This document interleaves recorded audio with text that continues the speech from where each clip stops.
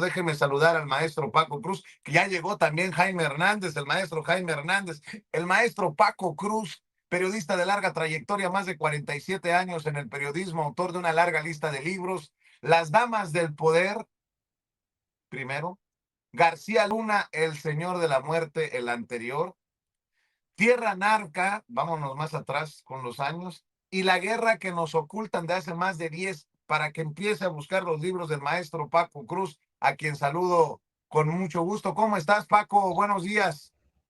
Vicente, ¿cómo estás? Y déjame saludar. Fíjate, lo voy a anotar como un récord histórico. Se levantó Jaime Hernández tan temprano.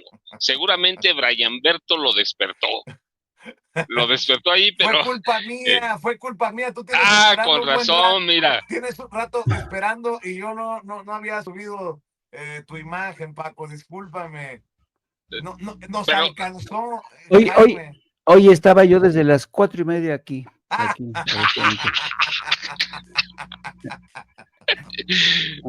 ni él se la creyó, Vicente, mira, ni él se la creyó. Pero déjame presentarlo como se merece, corresponsal de guerra, corresponsal mexicano en el extranjero, décadas en el periodismo también, el maestro Jaime Hernández, conductor, fundador de No Apto para Cínicos, que se transmite en YouTube, así se llama su canal, No Apto para Cínicos, a las 2 de la tarde de lunes a viernes. Apoyemos, amor con amor se paga, así como le pido que compre los libros del maestro Paco Cruz. Apoyemos a Jaime con los superchats, con las suscripciones. Gran amigo también de Sin Censura. Jaime, me da gusto que hayas estado aquí desde las 4:30 de la mañana. Discúlpame por subir tan tarde a los maestros el día de hoy. Oye, no seas envidioso, ya deja de meterte con el teacher. Pobrecito, ya le falta poco, ya no, pero ¿sabes qué? A mí, francamente, desde ayer estaba yo pensando en este tema de Luisa María Alcalde y toda esta gente que le dan oxígeno, le vuelven a dar oxígeno a López Dóriga. Y claro, solamente puedo explicarme esta decisión de Morena de acudir y tocarle y besarle el anillo a Monseñor López Dóriga, es porque lo que quieren es ampliar su base, ¿no? Pero creo que es el camino equivocado, porque aunque los escuchen a través de López Dóriga, la gente que escucha a López Dóriga no se va a afiliar, no va a crear más simpatías hacia Morena. Sospecho que esta es la intención. Pero esa es mi opinión muy personal, muy personal. Yo en lo personal no quiero entrevistas con líderes de Morena, no creo. ¿Por qué? Porque cuando entrevistas, no sé si te diste cuenta esta entrevista con Luisa María Alcalde, López Dóriga, sabes, muy comedido, o sea, nada de este crítico feroz, no, muy comedido. Sí, ustedes avanzaron, ¿cómo es posible en el puerto de Veracruz que ha sido conservador? Ah, ¿cómo le hicieron? ¿Cómo le hicieron? Explíqueme usted, ¿no? Yo para hacer esas jaladas, francamente, yo no quisiera entrevistar a Luisa María Alcalde. No, porque yo creo que nuestra labor no es la de estar ahí al contentillo. Nosotros somos periodistas serios que lanzamos preguntas duras y quizá por eso, pues nos tienen ahí en los márgenes, pero, yo creo que lo que mucha gente está consciente de que es precisamente en estos espacios de sin censura, contigo, con el maestro Paco Cruz, en No Apto para Cínicos, donde está la crítica y la crítica sana. Y la crítica yo no lo voy a dejar, como tampoco el maestro Paco Cruz, como tú tampoco. Así es que se sigan regodeando ellos en sus entrevistas con López Dóriga. Yo pregunto, conociendo a López Dóriga, conociendo a López Dóriga, no se vayan a enojar en Morena. ¿Cuánto costó? Mi querido Paco, a ver, éntrele, maestro. Hay varias cositas que van quedando ahí sobre la mesa para darle con Tokio. sí, Vicente, sí, otra vez buenos días. Jaime, buenos días. Mira, Vicente, el problema, Jaime tiene un buen punto de vista. Están obsesionados con López Dóriga, quizá una parte para atraer la audiencia de López Dóriga. No la van a traer nunca, jamás. Es una audiencia de derecha, es una audiencia que detesta a Morena, verdaderamente. La detesta. la audiencia de Joaquín López Dóriga es la misma o similar a la de Carlos Alarraqui, a la de Carlos Loret de Mola, este, a, a la de Sergio Sarmiento, la de Reforma. Esa es la audiencia de López Dóriga y no van a cambiar, no hoy, nunca. Son priistas, panistas, conservadores y ultraconservadores. Ese priismo que nace con Miguel de la Madrid y que en realidad es un priismo de derecha. Así que no es atractivo para Morena. Pero por otro lado, la verdad es que Luisa María Alcalde, lo hemos dicho aquí, el mismo Andrés Manuel López Beltrán, no aprendieron nada de Andrés Manuel López Obrador, no aprendieron nada de 2018, no aprendieron nada de 2024, nada aprendieron. ¿Cómo ganó Andrés Manuel López Obrador las elecciones si tenía a toda esa prensa encabezada por López Dóriga y algunos como él? ¿Por qué ganó? No ganó por esa prensa López Obrador. Su gobierno no se sostuvo por esa prensa. Su gobierno se sostuvo por los youtubers, ¿sí? Por ese nuevo periodismo que descubrió Andrés Manuel, no lo descubrió él, pero quiero decir, descubrió de pronto que tenía mucho mayor presencia, mucha mayor influencia que los periódicos y los periodistas viejos. Quizá que ellos tienen seguidores, yo digo, mira, por millones, pero no incluyen en nada. Y eso lo descubrió muy pronto Andrés Manuel López Obrador. Y sus 6 años así fueron. La prioridad fueron aquellos comunicadores, incluidos nosotros, me hablo, aunque yo nunca fui, nunca, pero debo decir, alguna vez me invitó a un par de cosas, nunca fui, está mi hermano testigo que le dijo personalmente, este, nunca fui, pero descubrió este otro periodismo que se hace en periodismo independiente y siguió por ahí. Y en 2024 era lo mismo, la misma historia, toda esa vieja prensa, chayotera, con mucha razón la llamaba el presidente López Obrador. Bueno, el chayo existe antes, pero la llamaba chayotera. Tiene razón el presidente López Obrador. ¿Y qué pasó con Morena? Se fue otra vez con la comunicación alterna, la comunicación independiente. Ganaron en el 24. ¿Por qué ganaron? Gracias a Joaquín López Dóriga, gracias a Sergio Sarmiento, gracias a Raimundo Riva Palacio, a, a Carlos Loret de Mola, a Larraqui. No, Morena ganó, pero mira, en el Senado arrasó. Tendríamos 2 senadores de oposición si no tuviéramos esa aberración que se llama representación proporcional o primera minoría. Y en la Cámara de Diputados sería lo mismo. ¿Por qué ganó? Gracias a la comunicación que se hace al periodismo, que se hace a través de los canales YouTube, o de los youtuberos, incluidos tú, Jaime y yo. Gracias a eso, pero Luisa María Alcalde de Luján no aprendió nada. Nada, verdaderamente ya, no es que tenga un día como dirigente nacional de Morena, ¿sí? Le surge el reconocimiento de López Dóriga, de Raimundo Riva Palacio, le surge el reconocimiento chayotero, ese reconocimiento que cuesta, y Luisa María Alcalde de Luján lo que no sabe es que nunca lo va a tener. Ese grupo de periodistas es un grupo de mercenarios, compuesto de mercenarios. Ellos trabajan o informan al mejor postor. Y así va a ser, pero pues finalmente es Luisa María Alcalde Luján, puede intentar tener un reconocimiento que no le van a dar, van a dar porque a la primera que llegue un precio mayor del PRI, del PAN o de los empresarios para pegarle a Morena, le van a pegar. Le van a pegar, tú lo sabes, Jaime y yo lo hemos vivido toda la vida, tú también, así que no han aprendido nada, qué pena, qué lástima que le surge el reconocimiento de esa vieja prensa chayotera, algo de lo que aprendió muy bien el presidente López Obrador desde antes del principio de su mandato, y la prioridad siempre estaba con la gente que iba a hacer llegar su mensaje a donde él quería que llegara. Así que si Luisa María Alcalde Luján y la cúpula de Morena están pensando que la vieja prensa los va a reconocer un día, no, mira, el día que reciban 50 pesos más de un empresario del PRI o del PAN, les van a dar una paltada, sálvase a la parte, como dicen en mi pueblo, Vicente y Jaime. Bueno, algunas cositas para ir dejando en la mesa para comentarlo con Jaime, con Paco. Dinamarca. Dinamarca retira las pensiones vitalicias de sus políticos. Ay, Diosito, con razón les duele tanto cuando el presidente, bueno, cuando hablaba de convertirnos algo así como en Dinamarca.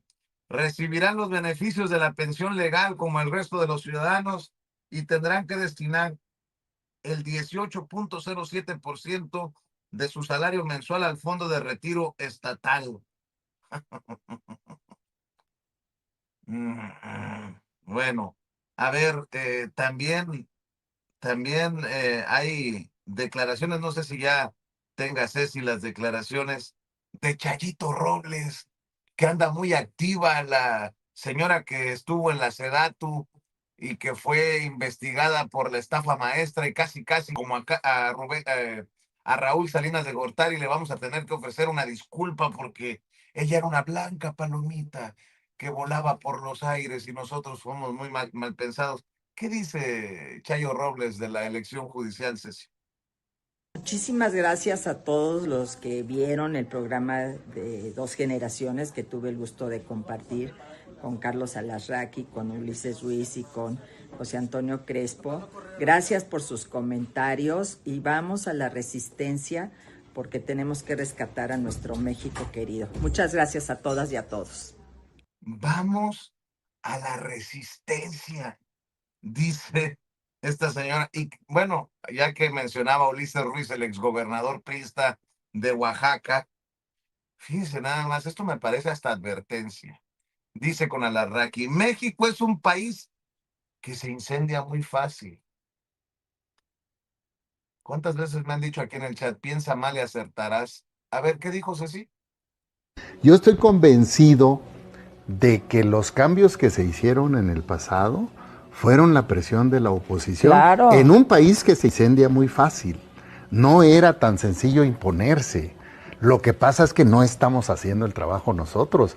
Cuando ellos vean que hay una organización, que hay una oposición, que tienes buenas candidaturas que tienes que construir desde ya, porque van al 27, desde hoy los puedes construir para que juntos se construyan los partidos, ¿sí? No van a poder hacer el fraude. Tienen a la Tadei, esto ya lo sabemos, es una empleada de Durazo. Sí. Pues su hijo trabaja ahí, ellos que hablan del nepotismo y que no sé cuánto. Pero Está toda su familia. Pero cuando salen las casillas al funcionario... Pero teníamos a Bartlett y peleamos contra él, claro, ¿no? Y llegan las boletas a la casilla, pues lo primero que tienes que hacer es visitar al presidente a ver si la recibió y las recibió completas. Y de ahí, de esa recepción al día de la elección, depende de nosotros. Pues depende hay que tomar muy en cuenta, yo creo, Ulises, la experiencia de... El comentario misógino, porque es un comentario misógino. Si lo digo yo, me caen encima, ¿no? El comentario misógino de Ulises Ruiz es empleada de Durazo, en referencia a Guadalupe Tadei Zavala, la consejera presidenta del INE.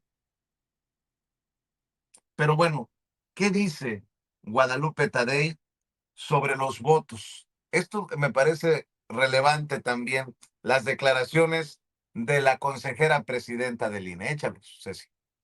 Y sobre las críticas a los que resultaron, a nosotros nos toca, Claudia, entregarle las cuentas a México de lo que estamos contabilizando en cada uno de los 300 distritos. Ese es el cómputo y esas son las cifras que vamos a estar proporcionando. Si fueron coincidentes o no fueron coincidentes, pues yo creo que todos tenemos la posibilidad de revisar tanta variedad de opciones que había en lo público para emitir nuestro voto y constatar si eso es así, porque hubo de todo tipo de opiniones para que todos los que fuéramos a votar las tomáramos en cuenta, estas denominadas acordeones. Nosotros estamos dando cuenta de lo que en la urna se depositó por parte de los ciudadanos. El análisis ese vendrá después, estoy segura.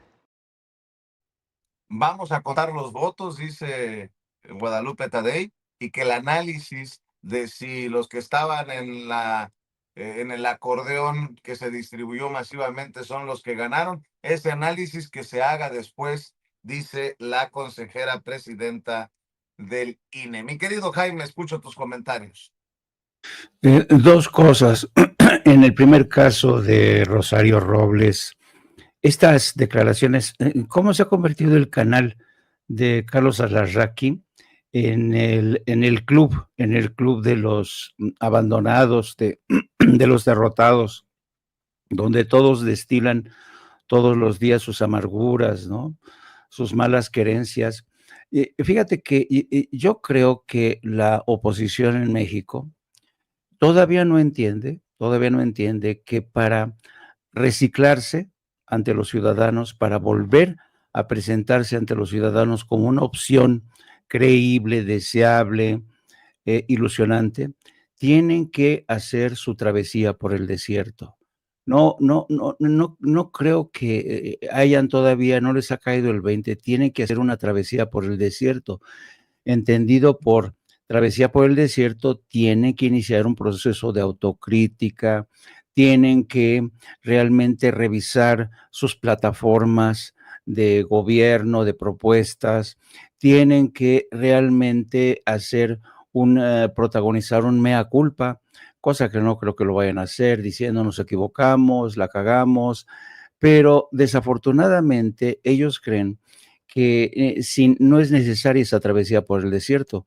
Ellos creen que su base es suficiente para seguir ampliando y creen que los errores de Morena van a abonar el terreno para volver al poder, ¿no?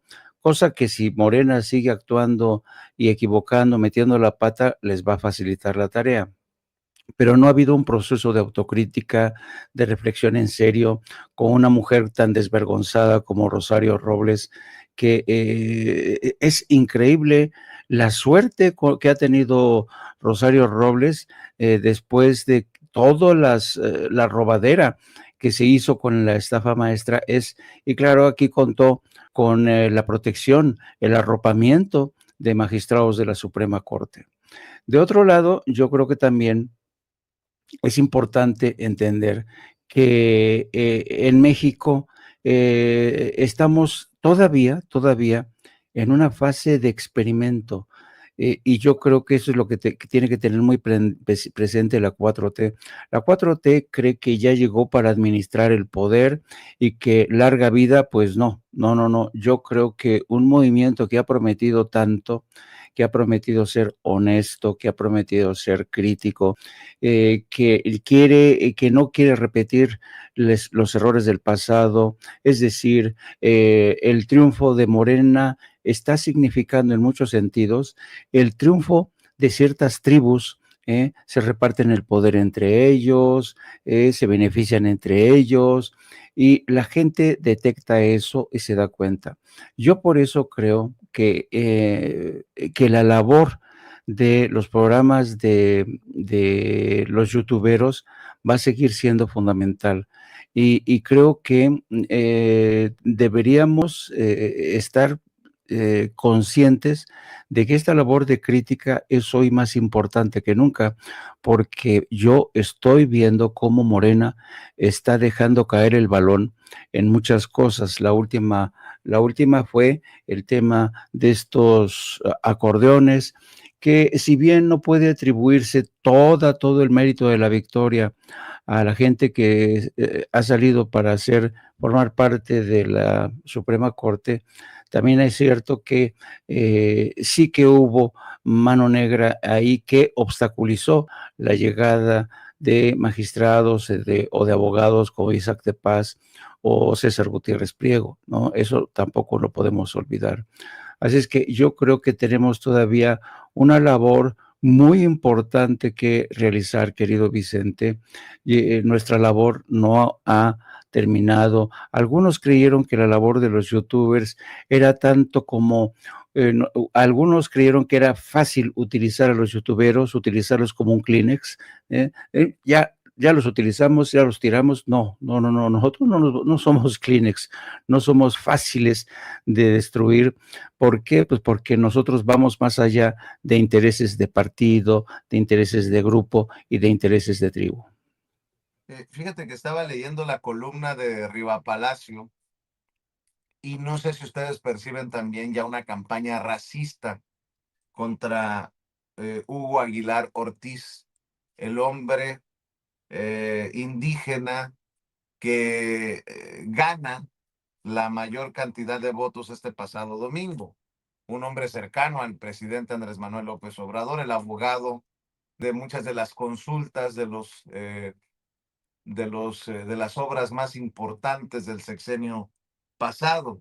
Así como le advertí a la presidenta Claudia Sheinbaum de que se venía una campaña misógina en su contra, así veo una campaña grosera, racista contra Aguilar. Fíjese lo que escribe Raimundo Rivapalacio. Aguilar Ortiz es parte del primer acto del engaño judicial. Dijo que es indígena, pero es mestizo. Afirmó que fue asesor del EZLN, pero los asesores del movimiento ya lo desmintieron. Nadie encuentra tampoco su título de maestro, un grado que dijo tener. El abogado está en el umbral de dirigir la corte durante los próximos 2 años, a la que habrá llegado con mentiras y fraudes.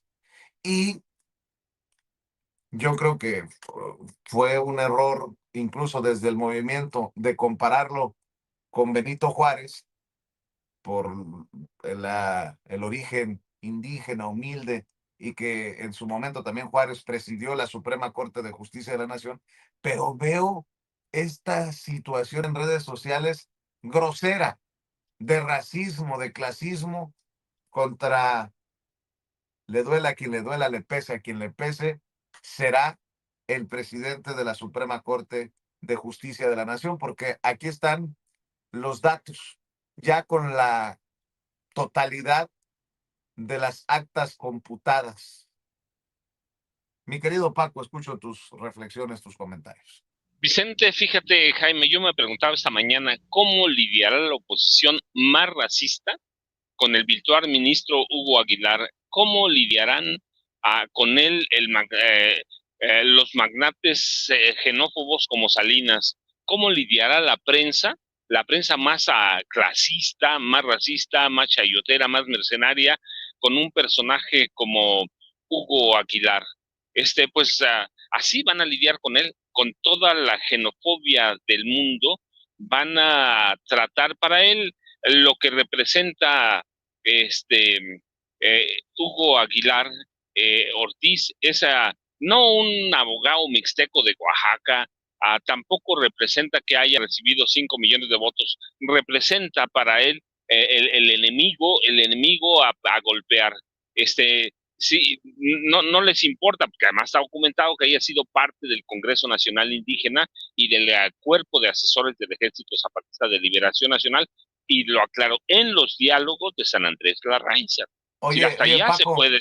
Sí. Paco, pero esa oposición que nos quiso meter, con mucho respeto lo voy a decir, entre ceja y ceja, a Xóchitl Gálvez como una mujer con orígenes indígenas, que de lo que nos deberíamos de sentir orgullosos, ¿por qué están denostando ahora a un indígena como Hugo Aguilar? Pues queda claro que no forma parte de su grupo político ni de sus visiones, pues, para que la gente lo entienda así brutalmente, pues. Perdóname por la interrupción, Paco. No, Vicente, es que es eso. Yo te decía, ¿qué están viendo?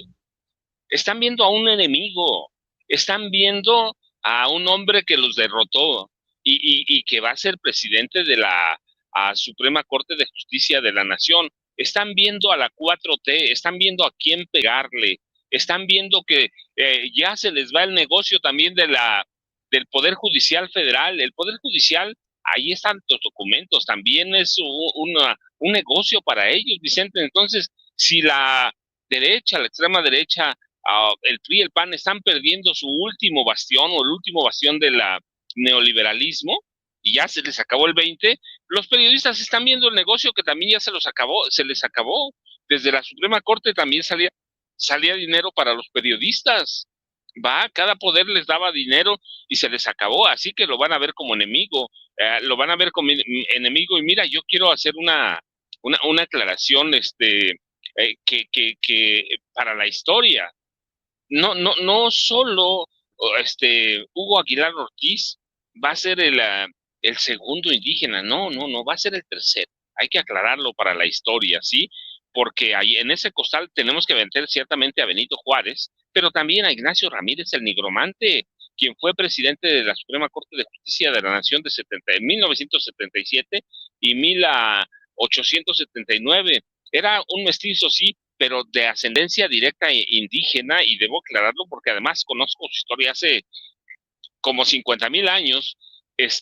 Fue hijo de José Lino Ramírez y de Ana María Guadalupe Sinforosa Calzada. Eran mestizos, sí, pero de orígenes y de raíces indígenas. Así que Hugo Aguilar, a quien he seguido hace mucho tiempo, no va a ser el segundo ministro de la Suprema Corte de ascendencia indígena, va a ser el tercero. Y hay que darle su lugar al nigromante, que merece un lugar en la historia de este país. Pero bueno, eso mismo, Vicente, Jaime, va a ser una carga pesadísima para Hugo Aguilar. Va a ser una locura. ¿Cómo, cómo va a lidiar Hugo Aguilar a Ortiz con la herencia de Benito Juárez? Porque se le va a cargar, ¿sí? Ahora lo van a denostar y lo van a golpear, lo van a ofender. Él tendrá que aguantar y sabrá cómo hacerlo. Saben qué camisa de 11 varas se metió. Pero la cuestión es, ¿cómo vas a lidiar con la historia cuando tienes a dos hombres que son parte de los héroes de este país? Benito Juárez, el nigromante. ¿Cómo le vas a hacer? ¿Cómo vas a impulsar políticas que te hagan? Y eso debo decirlo, porque él debe tenerlo claro, debe tenerlo. No va a enfrentar solo a este pueblo, que está hambriento de justicia, necesitado de justicia. Va a enfrentar a la historia. Va a enfrentar a la historia, y eso verdaderamente debe ser, para mí, digo, debe ser una carga pesada, saber que tienes ahí arriba a Benito Juárez, saber que tienes ahí arriba a el nigromante, y que ahorita no se lo van a recordar, ahora lo van a denostar, van a decir, no, pues todo lo que dicen como Raimundo Riva Palacio. Pero mañana, dentro de 12 años o 15, cuando termine todo esto y se vea la historia de la Suprema Corte de Justicia de la Nación, va a estar en esos, para bien o para mal, entre Juárez, entre el nigromante, y puede ser su sepultura histórica, o puede ser, depende el papel que haga, puede quedar entre estos dos hombres que son parte de la historia de este país, Vicente. Así que Hugo, Hugo Aguilar va a representar un hecho histórico para bien o para mal, y va a consolidar la inclusión indígena en uno de los cargos más altos que tiene este país. Es el equivalente del poder, del poder ejecutivo, del poder legislativo, y la inclusión de un indígena nos va a marcar si debemos seguir por ese camino. Esa es la responsabilidad histórica de Hugo Aguilar Ortiz. Va a llevar sobre los hombros, si vamos a tener una justicia más plural, más cercana, más representativa a la diversidad cultural y social de México. Así que tiene un reto mayúsculo, lo que está haciendo, lo que hacen personajes como Raimundo Riva Palacio, y lo van a hacer mañana otros periodistas, eso va a ser menos, Vicente. Esos van a ser golpes que como político tendrá que lidiar. Pero después de los resultados que ya se dan a conocer y en los que alcanza la mayor votación de las elecciones del domingo pasado, no va a ser un ciudadano más. Por más que nosotros digamos, por más que no vaya a usar toga, por más que no vaya a usar una super mega camioneta de lujo blindada, por más que vaya a usar el atuendo, algún atuendo originario de Mixteco, de Oaxaca, seguramente, él es mixteco, por más que lo haga, eso no va a contar para la historia. Para la historia va a contar el trabajo que haga como ministro presidente y luego como ministro de la Suprema Corte de Justicia de la Nación. Y para mí, Juárez y el nigromante son cargas bien pesadas a Vicente y Jaime. Bueno, para muchos, a pesar de las campañas y de todo, para muchos está el compromiso de darle seguimiento a quienes sí llegarán a la Suprema Corte de Justicia de la Nación. Debo de reconocer también a los que no han llegado, o al menos de acuerdo a el conteo de la autoridad. Ayer estaba viendo una entrevista de Federico Anaya, entrevistado por Julio Astillero, hay que decirlo, al César lo que es del César. Muy bien, muy bien, Federico Anaya.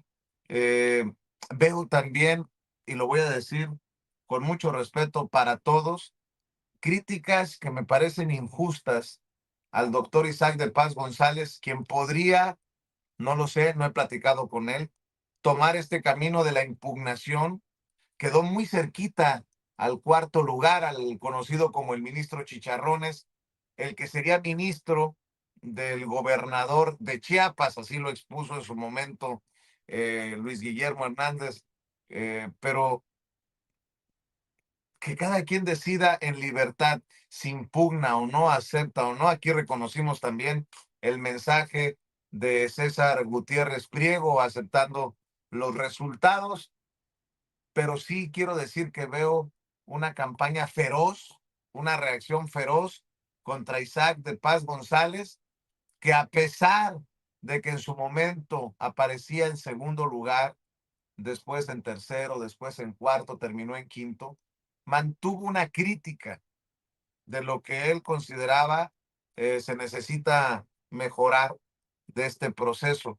Me parece de muy mala entraña que digan, yo voté por ti, pero porque estás haciendo este berrinche, me da lástima que vas a echar por la borda el capital que has ganado. Pues si tiene la libertad y tiene cómo probar las razones por las que lo van a llevar a impugnar, no lo sé, insisto, pues adelante.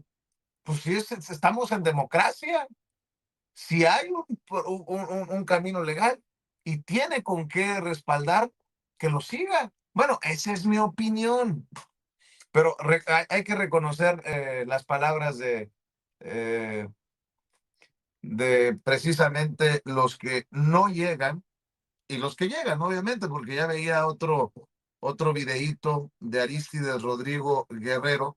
Federico Anaya, esto le dice a Julio Astillero.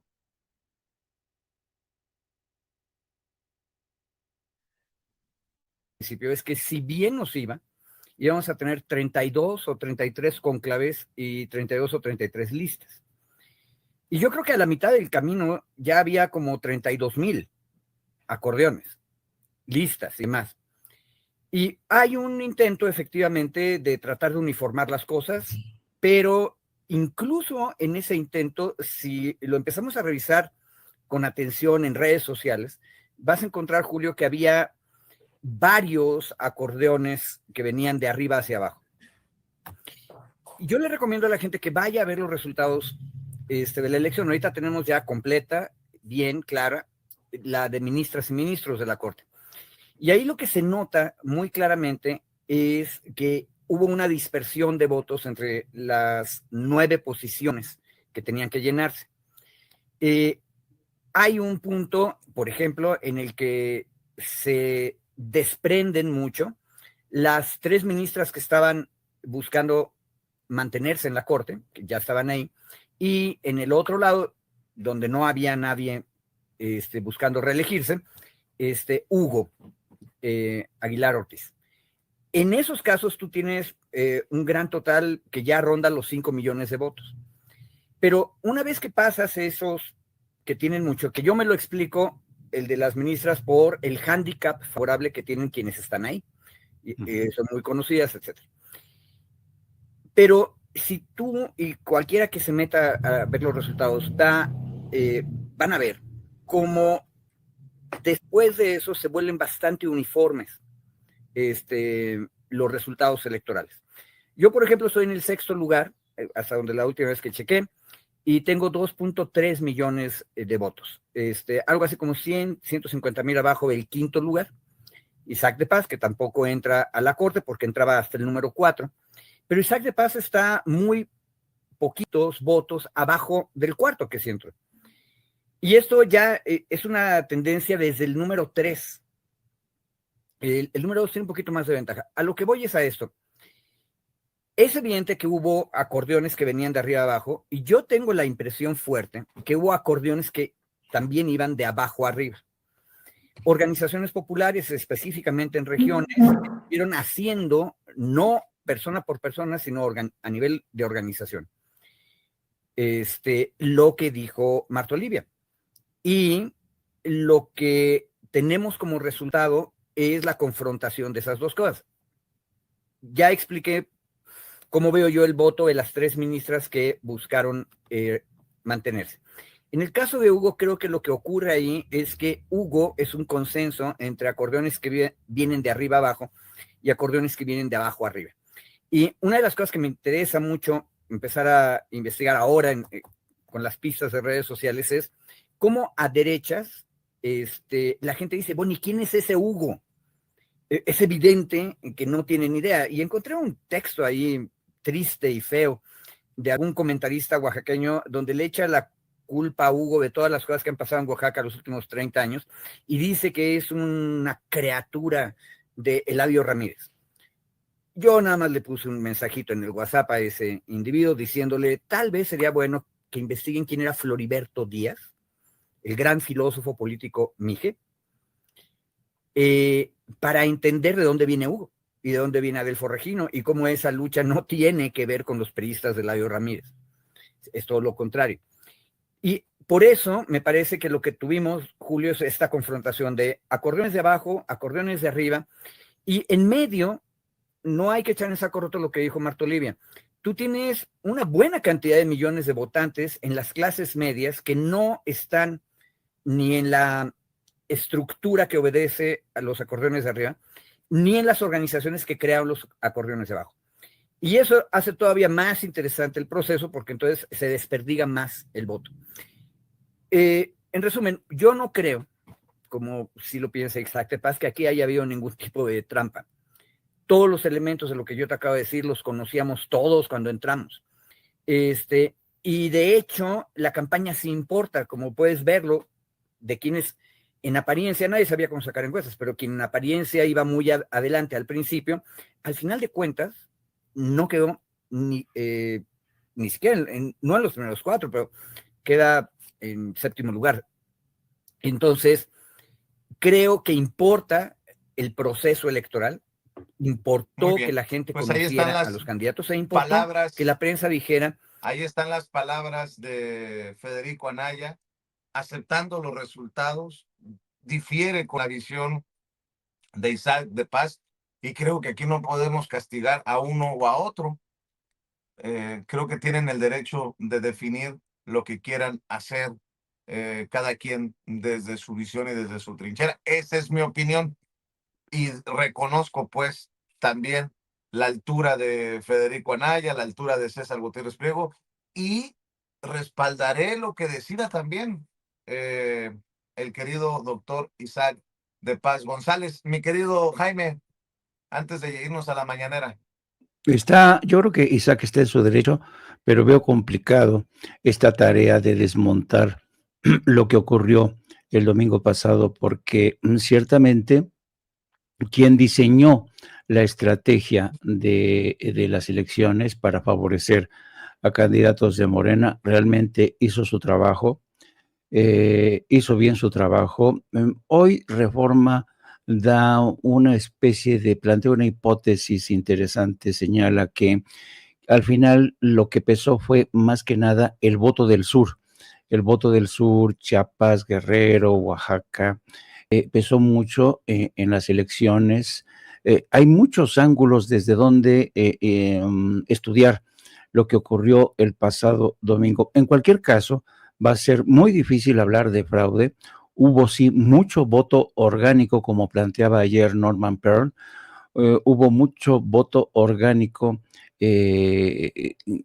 Alguien estudió muy bien, pero también es importante decir que sigue habiendo este rescoldo de desilusión y de cabreo entre ciertas bases de Morena que se sienten estafadas porque entienden que lo que pasó el domingo fue simulación, paripeo, y eso que ha denunciado desde hace un buen rato el maestro Paco Cruz, creo que ahí se va a quedar y es algo que difícilmente se va a poder olvidar.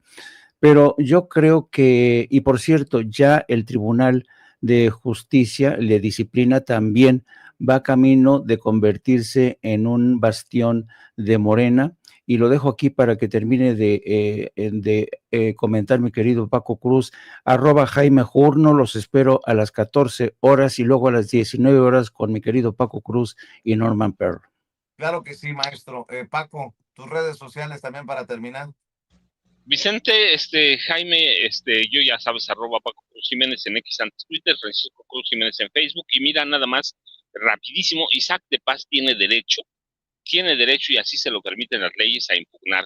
Así que no debemos asustarnos por lo que pase, no debemos asustarnos si el doctor Isaac de Paz, que es un hombre muy capaz, un profesional, y nos vemos al rato. Jaime, gracias. Los miércoles normalmente hablamos de, siéntense por favor.